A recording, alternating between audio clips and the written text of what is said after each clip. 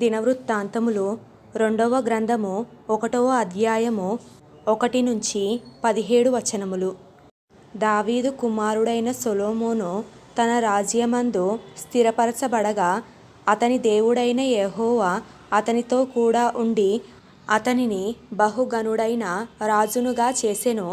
యెహోవా సేవకుడైన మోషే అరణ్యమందు చేయించిన దేవుని సమాజపు గుడారమును గిబియోను నందుండెను గనుక సొలొమోను సహస్రాధిపతులకును శతాధిపతులకును న్యాయాధిపతులకును ఇశ్రాయేలీయుల పితరుల ఇండ్లకు పెద్దలైన వారికందరికిని అనగా ఇశ్రాయేలీయులకందరికిని ఆజ్ఞయియ్యగా సమాజకులందరూను సొలొమోనుతో కూడా కలిసి గిబియోను నందుండు బలిపీఠము నొద్దకు పోయిరి. దావీదు దేవుని మందసమును కిర్యత్యారీము నుండి తెప్పించి యెరూషలేమునందు దాని కొరకు గుడారము వేసి తాను సిద్ధపరచిన స్థలమున నుంచెను. హూరు కుమారుడైన ఊరీకి పుట్టిన బెసలేలు చేసిన ఇత్తడి బలిపీఠము అక్కడ యెహోవా నివాస స్థలము ఎదుట ఉండగా సొలొమోనును సమాజపు వారును దాని యొద్ద విచారణ చేసిరి.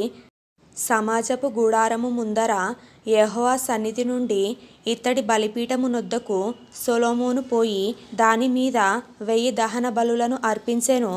ఆ రాత్రియందు దేవుడు సొలొమోనునకు ప్రత్యక్షమై, నేను నీకు ఏమి ఇయ్యగోరుదువో దాని అడుగుమని సెలవీయగా సొలొమోను దేవునితో ఇలాగు మనవి చేసెను, నీవు నా తండ్రి అయిన దావీదు ఎడల బహుగా కృపచూపి అతని స్థానమందు నన్ను రాజుగా నియమించియున్నావు గనుక దేవా యెహోవా, నీవు నా తండ్రి అయిన దావీదునకు చేసిన వాగ్దానమును స్థిరపరచుము. నేలధూళియంత విస్తారమైన జనుల మీద నీవు నన్ను రాజుగా నియమించియున్నావు. ఈ నీ గొప్ప జనమునకు న్యాయము తీర్చ శక్తిగల వాడెవడు? నేను ఈ జనుల మధ్యను ఉండి కార్యములను చక్కపెట్టునట్లు తగిన జ్ఞానమును తెలివిని నాకు దయచేయుము.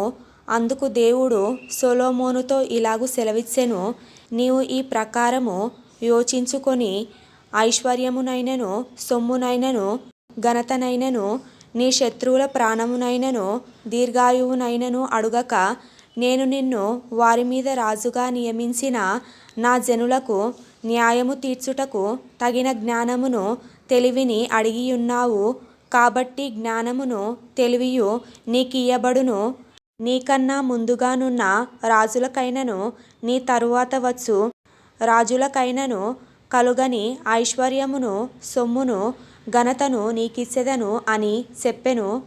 పిమ్మట సొలొమోను గిబియోనులో నుండు సమాజపు గుడారం ఎదుటనున్న బలిపీఠమును విడచి యెరూషలేమునకు వచ్చి ఇశ్రాయేలీయులను ఏలుచుండెను. సొలొమోను రథములను గుర్రపు రౌతులను సమకూర్చెను.